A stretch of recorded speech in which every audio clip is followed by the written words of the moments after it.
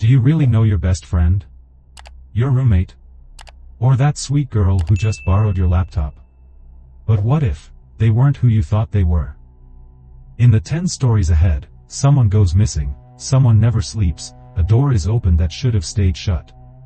And a name keeps calling you from the dark. Welcome back to Whisper Horror. Before we begin, don't forget to like this video and subscribe to the channel. Leave us a comment, tell us where you're from and what time you're watching. That way, YouTube will keep showing you stories just like this one. Alright, let's begin. Have you ever gone camping with an old friend, only to realize you don't really know them anymore? One night by the campfire. A chilling joke. And eyes that didn't blink as he talked about corpses. What keeps me up at night isn't what happened. It's what almost happened to me. Story 1. The last memory of an old friend. I hadn't heard from Silas in nearly a decade. We used to be close in high school, not exactly soulmates, but close enough to share long bus rides and dumb lunchtime stories. After graduation, we lost touch. I moved out of state, drifted through meaningless jobs, and mostly forgot about him. Then one late night, Silas messaged me on Facebook. He said he saw a post I shared about hiking, and asked if I was still into camping. We should meet up, he wrote. Like the old days. I hesitated. But I'd just gone through a breakup. My mind was a mess, and I was vulnerable to anything that smelled like nostalgia. So I agreed. We planned a weekend trip in the national forest near Blackstone Mountain. A place I'd been to years ago. I remembered it as quiet, densely wooded, and hauntingly beautiful. Silas said he'd bring all the gear. He claimed he was addicted to backpacking lately and had the best equipment. When I arrived at the trailhead Saturday morning, he was already waiting. A moss green Jeep, old and beat up, with an unusually large cooler in the back. He looked older, of course, but something felt off. There was a jittery kind of energy beneath his polite smile. Like someone who'd rehearsed a script too many times. We started hiking around 9 a.m. The air was crisp, the woods empty. At first, it was great, even fun. We reminisced about old classmates. Weird teachers, stupid teenage things. But a few hours in, the conversation took a strange turn. Ever think a place like this would be perfect to disappear? Silas asked, brushing a branch aside. I laughed. The kind of awkward laugh you give when someone makes an offbeat joke. But he didn't laugh back. No cameras. No people. You could scream your lungs out. And no one would hear. His words drifted over his shoulder like he'd thought them many times before. That night, by the fire, things turned unsettling. We'd had a few beers. The stars shimmered above. The fire crackled softly. And then Silas started talking. People really underestimate the human body, he said, staring into the embers. Weaker than you think. Sometimes. It takes longer than you'd expect for someone to stop moving. My stomach tightened. He wasn't joking. No dramatic tone. No smile. No teasing look. Just calm. Chillingly calm. If you bury a body under animal remains, he went on, the dogs will skip it. I tried to change the subject, movies, work, old music. But somehow, Silas kept circling back. Like he had a presentation to give, and I was the captive audience. I didn't sleep that night. Every snapped twig outside the tent made me imagine a knife in the dark. I kept my small knife close, unlocked, under my sleeping bag. The next morning, Silas woke up cheerful, made coffee, handed me a granola bar, complimented the sunrise, never mentioned the night before. I didn't ask. Partly because I was scared. Partly because I didn't want it to be real. By noon, we were back at the Jeep. He patted my shoulder and said, "Great trip. We should do it again." I mumbled, "Yeah, maybe." But I knew I'd never go with him again. 2 weeks later, the news broke. A body had been found not far from where we camped. A shallow grave. Suspected homicide. My throat tightened. I knew that area. We'd walked right past it. The next day, they released the victim's identity, Katrina Vale, 23. Reported missing the same weekend Silas and I went camping. The day after that, Silas Beckett, 30, arrested in connection to her death. I froze when I saw his picture on the news. Same face. Same crooked smile. They found him through tire tracks and evidence near the grave. I didn't tell anyone. I was afraid, and ashamed. If I hadn't laughed when he talked about the corpse, would I still be alive? A few weeks later, I was called in by the police. Silas had mentioned me. I told them everything. Every word he said. Every strange moment. A detective named Ruiz asked me, "Did you ever feel like you were in danger?" I paused. Then answered honestly, "Not at the time. But now? Yeah. Absolutely." They found Katrina's phone 10 meters from our campsite.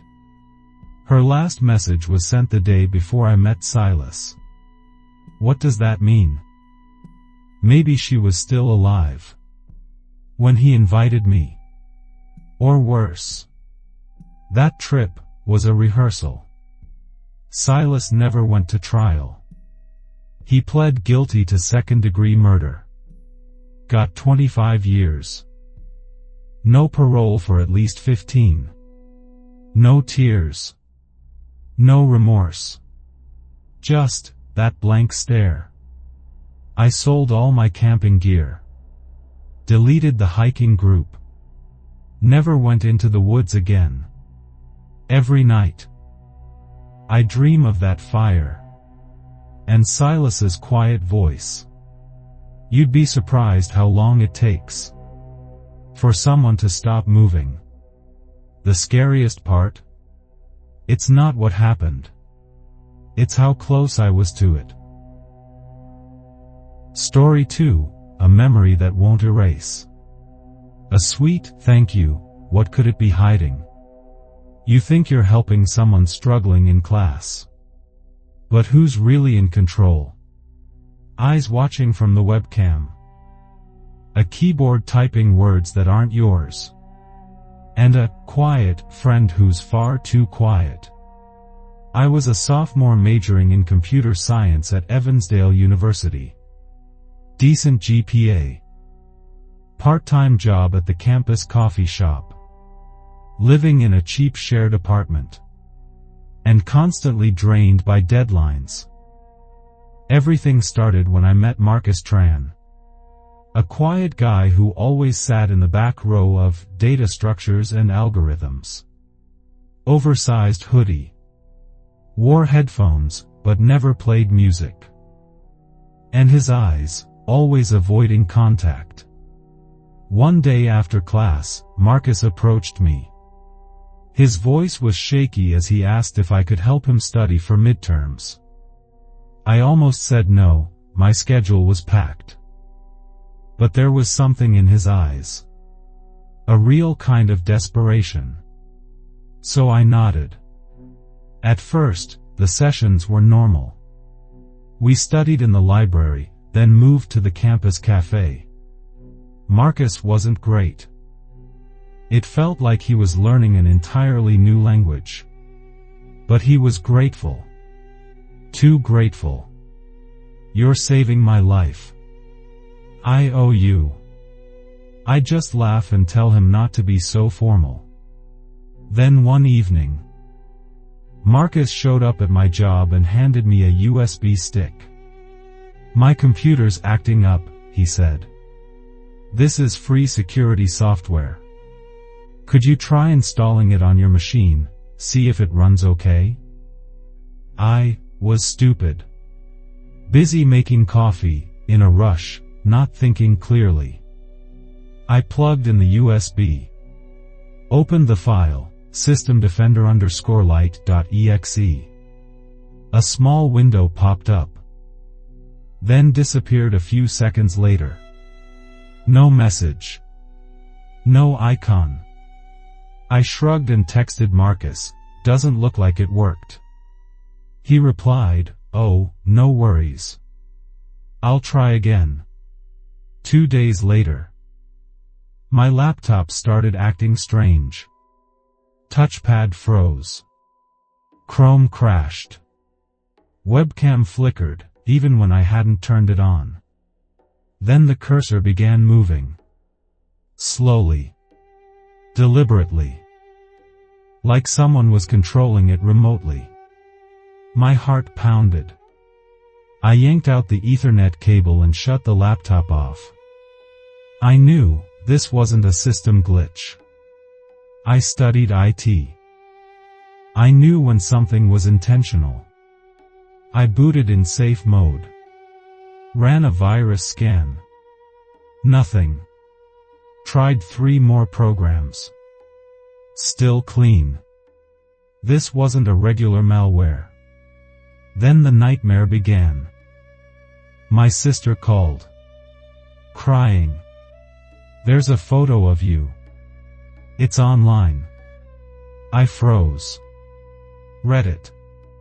A long thread. Full of personal pictures, from my laptop. Photos of me changing. Webcam snapshots. Private chat logs. Even a video I never knew had been recorded. I threw up. My whole body shut down. I went to the campus IT. Then campus police. Then cybersecurity investigators. Forensics found spyware. Keylogger. Cloud access. Remote webcam control. It hid itself from the task manager. Marcus had written it. The USB? A trap. The installation? Matched the time I was working the late shift. Security cameras? Captured him handing me the USB. He was arrested a week later. No hoodie. No smile. Just a hollow face. Like an empty shell. Turns out I wasn't his first victim. 2 other girls had reported strange behavior before. But there hadn't been proof. Now, there was. I changed majors. Switched to communications. Cut all personal ties. I tape over every webcam now. No unknown USBs. No strange software. No helping strangers. The most chilling part wasn't what he did. It was how he made me believe that I was helping someone who needed it. To this day, whenever someone says, "Thanks for helping me," I feel a chill crawl up my spine. Because now I know kindness can be used. And a sick mind doesn't need to scream. All it needs to do is whisper, "I owe you one." Story 3, The Death Note Keeper. A friend with the same interest. A notebook filled with crime scene notes, like a detective, or a killer. No one really knew where she came from. But she knew things no one was supposed to know. You think you're bonding with someone over a shared passion. Until the police ask, "Did she ever mention matches?" My name is Dean Walker. I was a 29-year-old office worker at a small insurance firm in Oregon. My life back then was like an alarm clock. Wake up, take the bus, work, eat lunch at my desk, go home. Listen to true crime podcasts. That was the only thing that felt real. I met Isla Thorne at the vending machine, where we both complained that the break room coffee was so bad. It could be classified as a bioweapon. She worked upstairs in claims management. The conversation drifted to podcasts. We laughed. Traded recommendations like die-hard fans. Isla was different. The kind of person who could make something gruesome feel fascinating. When she talked about murder, her eyes never flinched. She had a notebook she called her crime log, full of handwritten notes, crime scene diagrams, printed photos, and FBI-style deductions. I thought it was strange. But strange in a captivating way. One rainy night, we were watching a documentary on a 1992 murder spree. The killer left matches in the victims' mouths. The film only mentioned it in passing. I joked, "Who does that? It's like leaving a confession." Isla didn't laugh. She sipped her wine and said, "Maybe he used the matches to burn the house down. And still had one in his hand when he killed." I froze. I rewound the film. There was no mention of arson. None. I asked where she heard that. "Just a guess," she smiled. And stood up to pour more wine. That night, I didn't sleep well. Then the messages started. More and more. Old cases. Detailed notes. Chilling comments.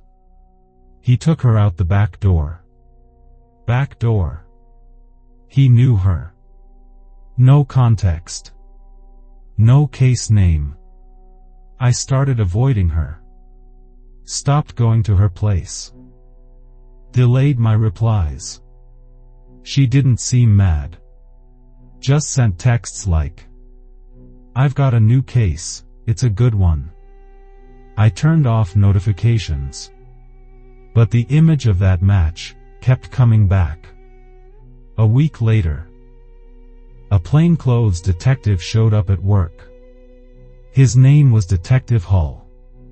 He asked, "Do you know Isla Thorne?" I nodded. My throat dry. Did she ever mention matches? My blood ran cold. I told him everything. The podcasts, the notebook, the case detail. He took notes. Didn't look surprised. He clearly already knew most of it. "We believe she had a personal connection to a 2001 victim," he said. Then silence. I looked up the name. Tara Graves, 24. Stabbed in her apartment. No signs of forced entry. And in her mouth, a matchstick. Isla had never mentioned that case. Not once. But she knew a detail that was never made public. She took a day off work after that. Then vanished. Some said she got arrested. Others claimed she ran. A few joked, "Maybe she's watching us." I didn't laugh. A week later, I got a follow-up call from the police. "She's not in our custody," the detective said. "But she's now our prime suspect." She had ended her lease. Left her car in a national forest. Gone. Every night, I double-check my locks. When I walk home, I glance behind me. Not because I'm afraid Isla will return, but because I never knew who she really was. What keeps me up at night? Not her disappearance. Not the cops. Not the matches. But this. I don't know what she knew. Or what she did. I stopped listening to true crime podcasts. They're not fascinating anymore. Because once you've looked into the eyes of someone who doesn't just study murder, but lives in it, you can never listen the same way again. Story 4. The Nameless Volunteer. Can you tell someone's a con artist when they're smiling, offering trail mix, and wearing a cute pink hoodie, a borrowed laptop, a vanished Instagram, and an identity that never really existed? In the end, what made me stop believing in kindness was how it had once been used to trap me. I was a second-year literature major at Glenridge University. Money was tight. My GPA was hanging by a thread. So when a professor emailed about extra credit for helping out at a weekend food drive, I signed up immediately. I didn't expect much. But that's when I met Jamie Ray. She wore a bright pink hoodie, her curly hair tied in cartoonish side buns, and she smiled like she'd just chugged 3 cans of energy drink. She had that kind of energy. The kind that made you want to be around her. The best friend in 5 minutes type. We sat together at the donation table. She joked about canned food expiration dates, shared trail mix from a giant Ziploc bag, and asked my name right after her first bad pun. You know black beans have souls, right? Because they're dark. Jamie laughed like it was the best joke ever written. After that day, we started texting. She'd invite me out for coffee after each volunteer shift. She always brought snacks. Cheese cubes, peanut butter crackers. Even protein bars she'd split with me. For the first time in ages, I felt noticed. Like I mattered to someone. One afternoon, we were studying at the library. My laptop froze. Jamie, who was just sitting beside me eating sunflower seeds, offered hers. Use mine, she said. I don't need it till Monday. Her laptop was covered in stickers. Cats, cartoons, be nice slogan. A smiley face doodled on a post-it stuck in the corner. It was adorable. 2 days later, I gave it back. Jamie smiled.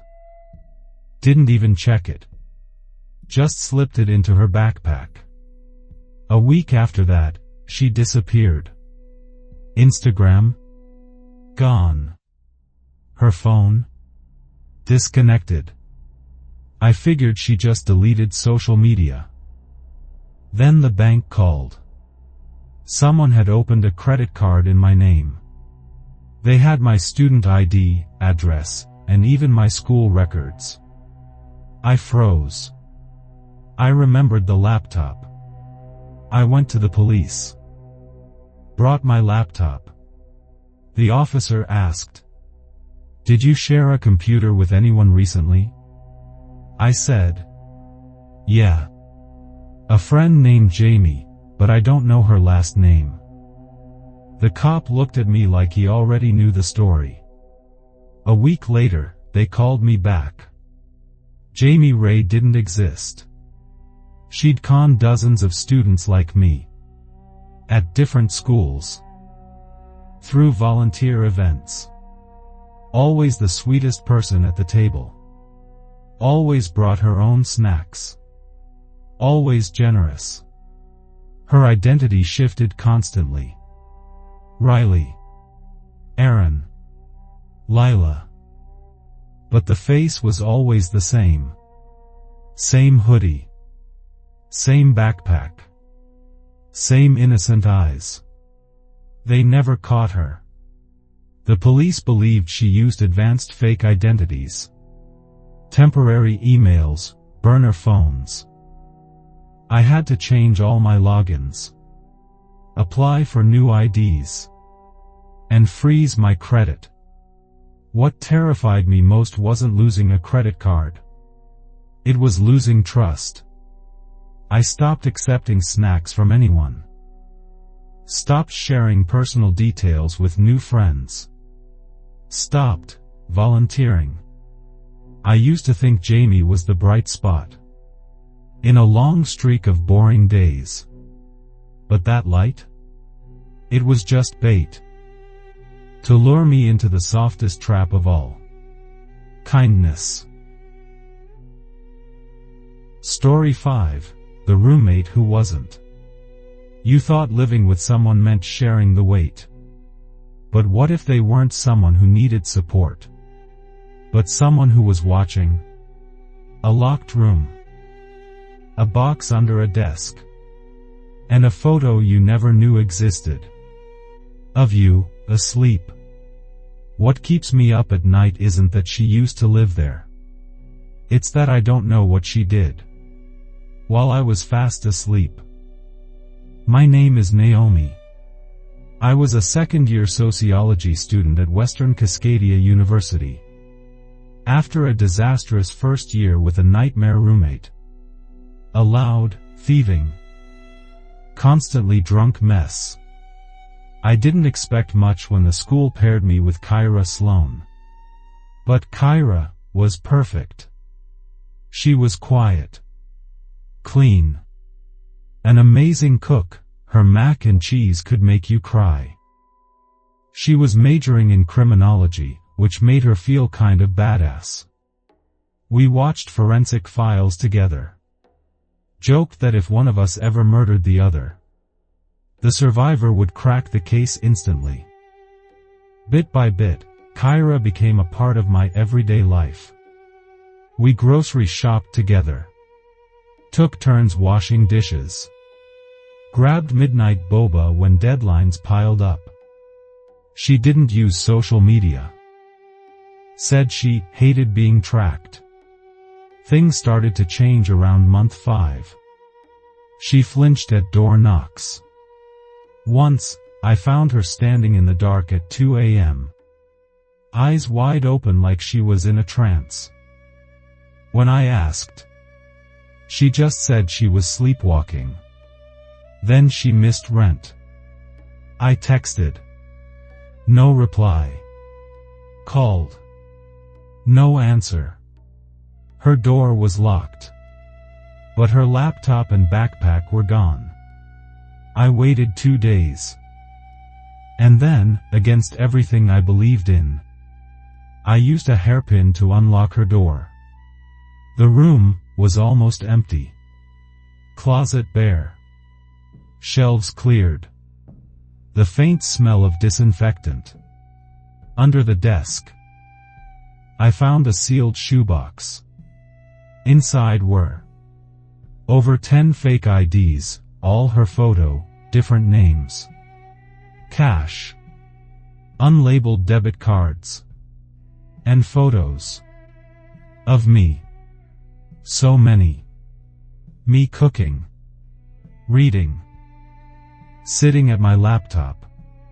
But one photo made my blood run cold. I was sleeping. In my bed. The photo taken from inside my room. Same blanket. Same nightlight. Same pose, that exact night when Kyra handed me tea and said, "You look exhausted." I called the police. They came. Went silent when they saw the box.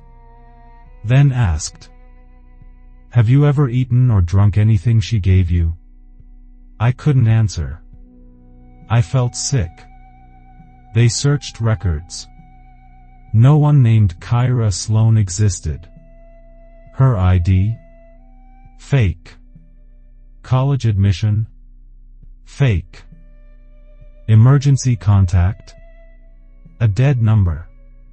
Kyra was never real. Police believed she used fake credentials to enroll. As cover for theft, fraud, or worse. The out-of-state bank cards? A sign I was just one of many. I didn't sleep for weeks. Wedge under the door every night. Carried pepper spray. Installed a camera in my room. Then one day, I got a package. No return address. Just my name. Inside was a Polaroid. Me walking to class, headphones in. Taken from behind. So close you could see how my hair was tied. No message. No note. I moved out. Never went back to that apartment. Changed my number. Asked professors to remove my name from class directories.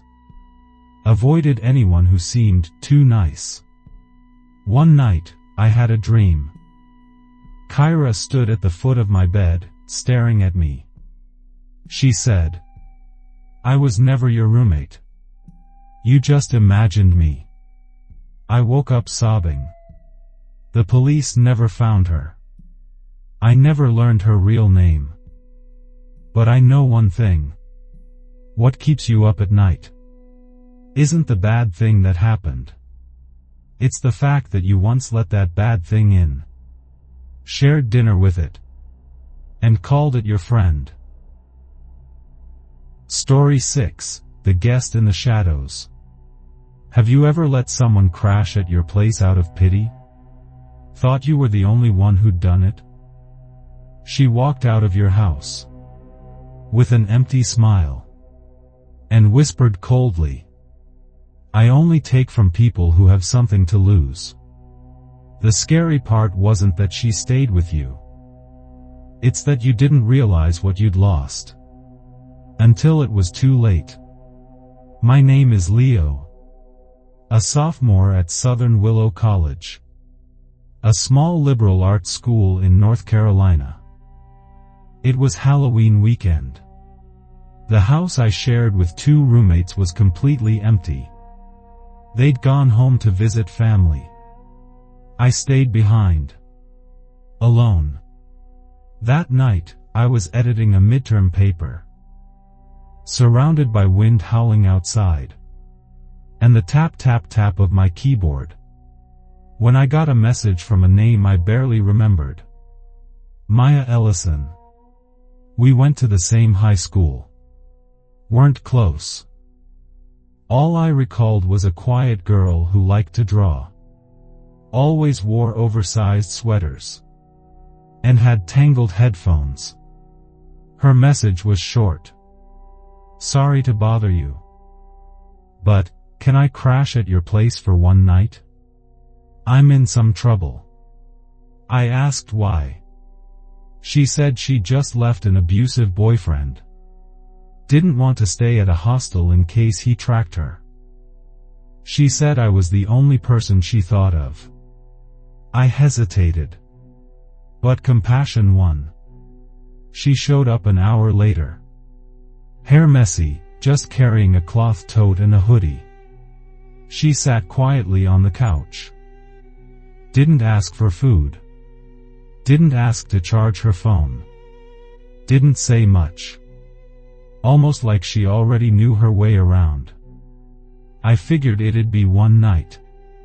The next morning. She was still asleep when I left for class. When I got home, she was sitting cross-legged on the living room floor, sketching in a notebook. Didn't ask questions. Didn't make conversation. The following night, I returned late from the library. The house was dark. But I heard noises. Upstairs. In my room. I opened the door. Maya was standing in the middle, holding one of my books. She smiled and said, "Just looking for something to read." I forced a laugh. But inside, I froze. She shouldn't have known which room was mine. The next day, my headphones were gone. I thought I misplaced them. But no luck finding them. Then my fossil watch, a gift from my dad, disappeared too. That's when I started to suspect. She stayed quiet. Ate very little. Still sent polite texts. "Thanks again. Sorry for the trouble." That night, I checked my bank account. $348.21. I broke down on the spot. Charges, Uber Eats. E-gift cards. I checked my wallet. Cards, gone. All of them. I left the house and called an old friend. Someone who'd gone to high school with Maya too. He said, "Dude, she got you too?" I let her crash 2 nights. She disappeared with my roommate's PS4. I searched Maya Ellison on Reddit. Found a thread. Warning, Maya Ellison, college scam artist. Photos. Comments. Same girl. Pale face. Canvas tote. Sad story. And something missing. When I got back, Maya was barefoot in the kitchen, eating peanut butter toast. I said, "We need to talk." She didn't get mad. Wasn't surprised. Just nodded. "Okay. I'll go." She grabbed her bag. Walked to the door. Paused on the step. Then said with an eerie calm, "I only take from people who have something to lose. You'll be fine." And vanished. I never called the police. Still don't know why. Maybe a part of me hoped. She used to be good. A week later, I realized more things were missing. My USB with my entire final paper. My favorite hoodie. The spare key I'd hidden in my sock drawer. What haunts me isn't the theft. It's that I was chosen. She knew I wouldn't say no. Knew I lived alone. Knew I had no one to ask for help. I was the perfect target. I changed my number. Locked down all my socials. Never let strangers crash again. Every time I come home now, I check. Has anything moved? And every time someone smiles and says they need help, I remember Maya's final words. I only take from people who have something to lose. Because now, I don't think what I lost was just my stuff. I lost my trust in people. Story 7. The trail you don't return from. A fitness app. A new running buddy. Light-hearted chats. And a man standing half-hidden behind a tree. Not moving. You used to think a cute selfie meant someone was safe. But what if it was just bait? What terrifies you most isn't what happened, but what almost did. And no one knows. I was living alone in Asheville, North Carolina. Fresh out of a breakup. Emotionally wrecked. I needed something to focus on. So I started exercising outdoors. I downloaded an app called Trail. Something for runners, hikers, and cyclists. To connect with partners. I wasn't looking for friends. Not dating. Just someone to run with. So I wouldn't quit halfway. 3 days later, I got a message from Lena M. Her profile pic showed a girl with a blonde ponytail, wearing a blue tank top, smiling brightly, holding up a 10K race medal. She said she just moved from Michigan and was also looking for a running partner. Her texts were cute, full of emojis, music suggestions, stories about getting lost in a Whole Foods parking lot. We ran together twice. Once at Greenway. Once at Bent Creek. She arrived on time. Matched my pace. Laughed at all the right moments. Everything felt a little too perfect. The third time, she suggested a quieter trail. Beautiful views, she said. I agreed. She said she'd arrive 5 minutes after me. I got there at 7:45 a.m. Cloudy sky. The trail started deep behind a line of trees. The sign was faded. I texted Lena. I'm here. She replied. Be there in 5. I stretched. Drank some water. 8:10 a.m. No one. Just as I was about to message again, I saw a man standing deeper in the woods, about 20 meters away, half his body hidden behind a tree. Not moving. Not looking down. Not raising a hand. Just standing. Black hoodie. Baseball cap pulled low. I tried to rationalize. Hiker, maybe. Waiting for someone. But he wasn't doing anything. Not checking his phone. Not shifting weight. Just still. I texted again. Lena, are you still coming? Right after I hit send. The man stepped forward. Just one step. Then still again. Cold ran down my spine. No explanation needed. My instincts screamed. I turned. Walked back to my car. Trying to act calm. Unlocked the door with the remote. Got in. Locked it. My heart was pounding. I looked in the rearview mirror. He was gone. I opened the app. Checked Lena's profile. Her photo was grayed out. Username changed to user_405. No posts. No friends. No running history. I texted. Are you okay? What happened? Reply. User not found. I called the police. They asked me to come in. At the station, Detective Carson showed me photos from similar reports. Different women. Different names. But the same woman in the photos. Same smile.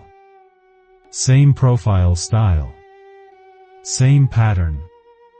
Make contact. Go for a few runs. Then suggest an isolated trail. And someone's waiting in the woods. Some got away in time. Not all.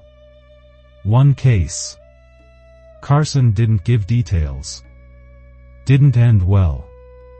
The man was never caught on camera. Lena's account came from a VPN. Fake email. All traces gone. I deleted the app. Stopped running outside. Now I run at the gym. With cameras. And people. 2 weeks later. I got a letter. No return address. just my name. Inside was a printed photo. Me and Lena jogging. She was smiling. I was mid-sentence, turning to her. No message. No signature. No trace. I moved out of Asheville 3 months later. But every time I walk through a park, I glance at the trees. If someone stands still too long, I look away. Because I know what almost happens can be worse than what does.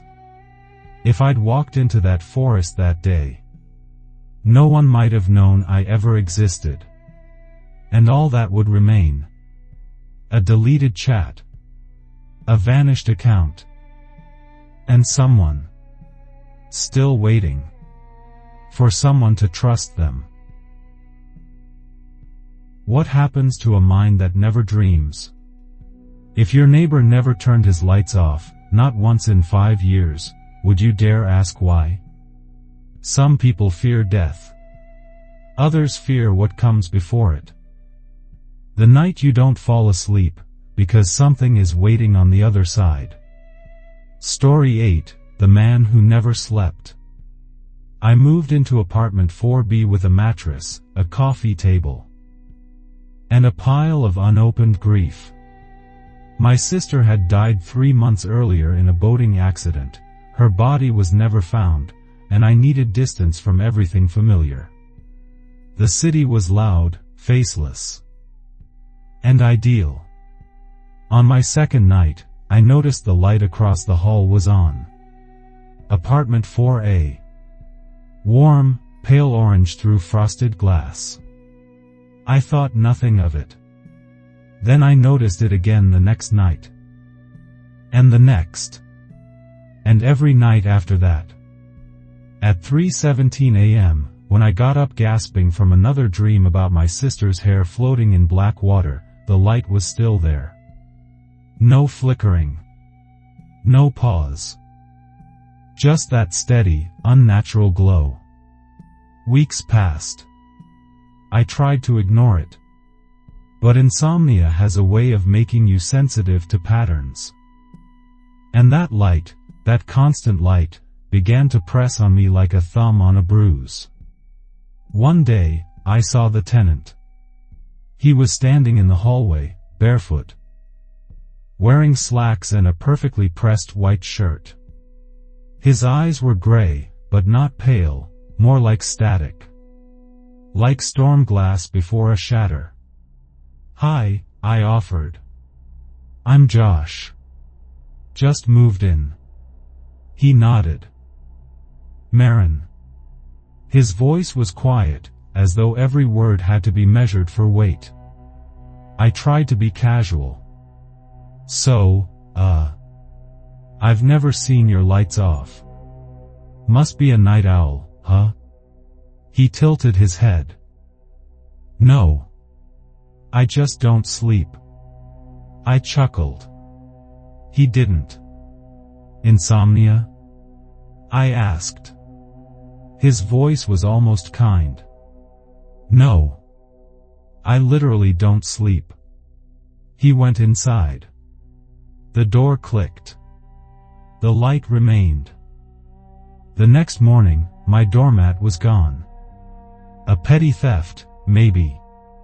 Or maybe the universe just wanted me to feel noticed. 2 days later, I heard whispers through the vent connecting our units. I leaned close. There were 2 voices. One was Marin. The other was, sobbing. Female. Young. Wet, gasping sobs. I knocked. No answer. The next night, I pressed my ear to the wall. Nothing. But when I turned away, I heard it, a single whisper, just behind the drywall. "I'm not dead." I filed a report with the landlord. He looked at me for a long time. "You filed the same complaint last year," he said. "About Marin." "Noise from 4A. I stared at him. I just moved in. He shrugged. You sure? He wasn't joking. He wasn't high. He just didn't seem to know what was real. I began recording the hallway with my phone. Every night, 2 a.m. to 6 a.m. On the third recording, Marin opened his door, slowly, like a tide. He stood in the doorway and whispered into the hallway. I'll keep her here, I promise. Then he stared directly into the camera and smiled. That night, I packed my things. When I opened my door, Marin was standing just outside. His eyes were sunless, hollow. You'll leave, he said. But you'll still dream of her. I stepped back. You think I took her? I didn't. She came to me. He leaned close. His breath was cold, like wet metal. She didn't drown, you know. She fell asleep where she shouldn't have. And now she can't wake up. I left the building before sunrise. I found another apartment across town. No vents. No neighbors. And for 3 weeks, it worked. Until one night, I woke up. 3:17 a.m. The hallway light outside my new unit was on.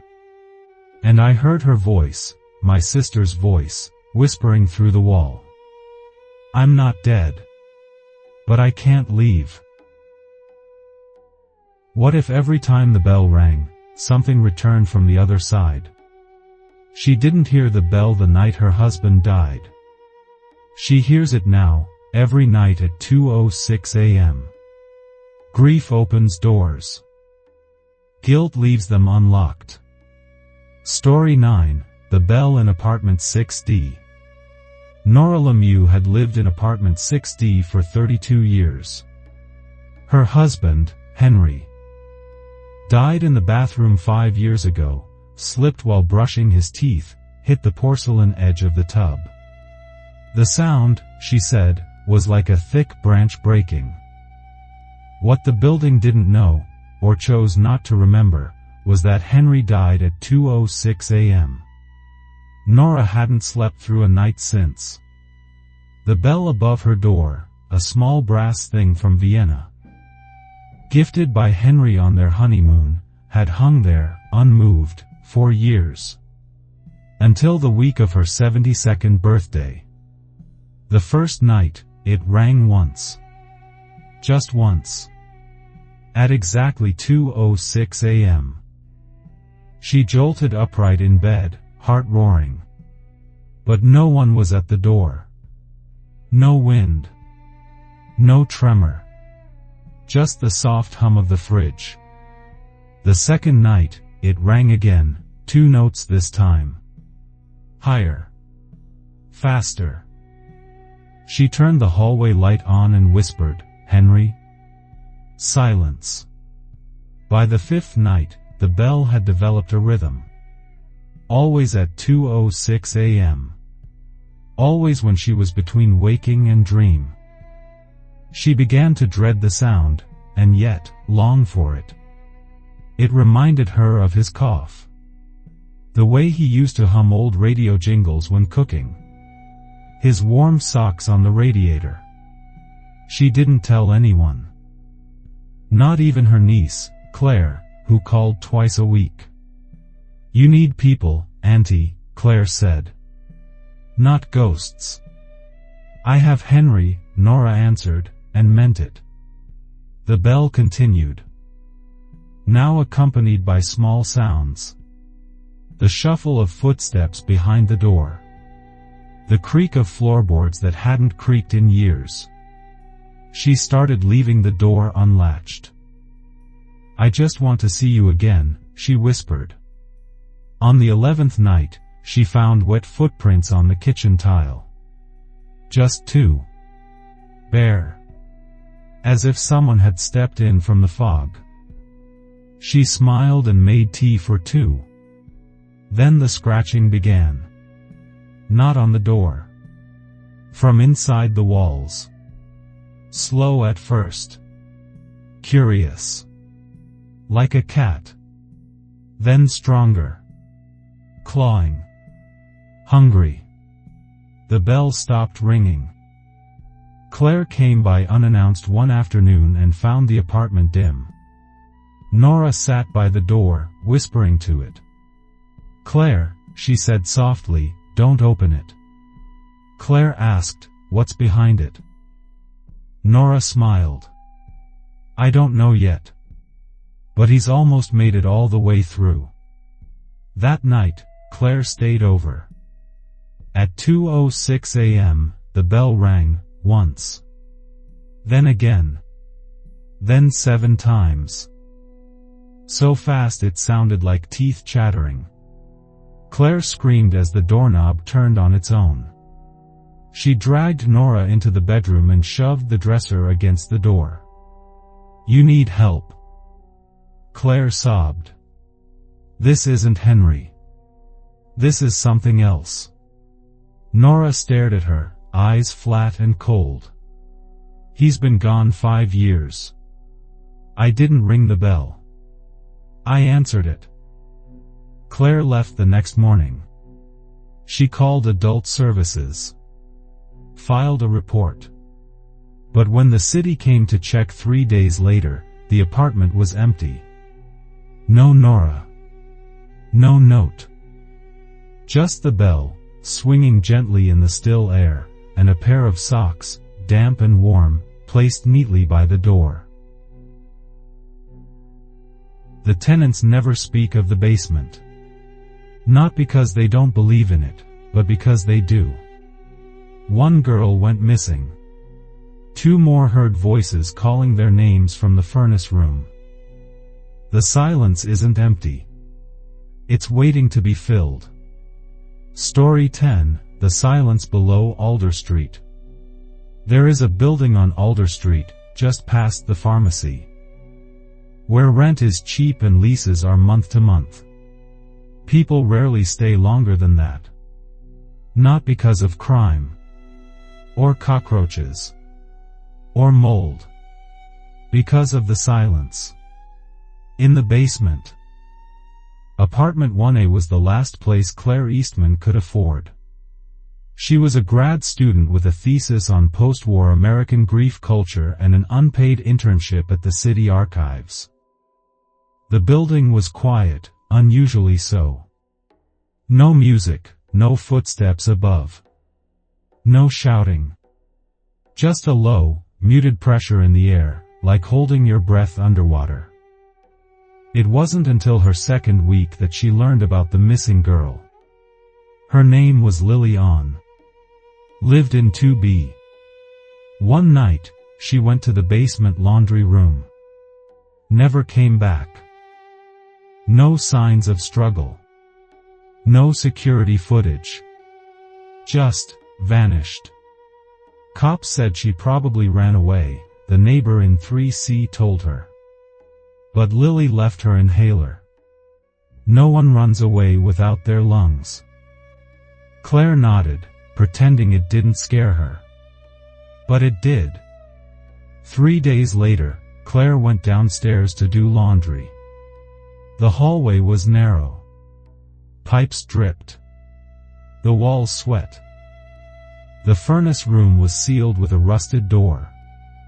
On the handle, a chain, loosely looped but not locked. She pushed on it, just enough. Inside, darkness and a sound like breathing. Claire backed away. That night, at 2:11 a.m., Claire heard her name whispered through the vents. Claire. It was Lily's voice. Thin. Wet. Desperate. She told her boyfriend, Marcus. He stayed over the next night. At 2:11 a.m., the whisper returned. Claire.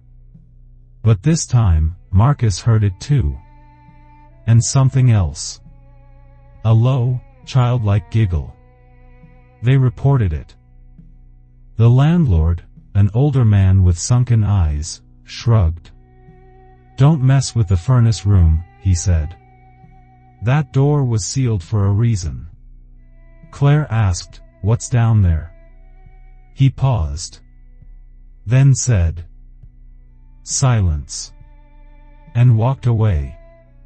Marcus insisted on leaving. Claire refused. "This building is full of silence," she told him. "But it's not empty. It remembers." She began noticing things. Photos on her phone deleted themselves. Her dreams became audio only, static, whispers, a knocking sound she couldn't place. And always, the pull, toward the basement. She broke the chain one night and entered the furnace room. It was larger than it should have been. Deep. Cavernous. Walls covered in what looked like names etched in soot. In the center, a child's chair, facing the wall. On the wall, a mouth. Not drawn. Not painted. A human mouth, sealed shut with black thread. Claire screamed. But the room muffled it. The silence devoured sound. And the mouth opened. Marcus found her the next morning, curled in the hallway outside her apartment. She was bleeding from her ears. Her voice was gone. Permanently. She never spoke again. Claire moved out. Others moved in. Some stayed weeks. Others only days. The whispers returned. Sometimes in Korean. Sometimes in Latin. Sometimes just gasps. No one speaks of the basement anymore. But everyone hears it. And sometimes, it answers.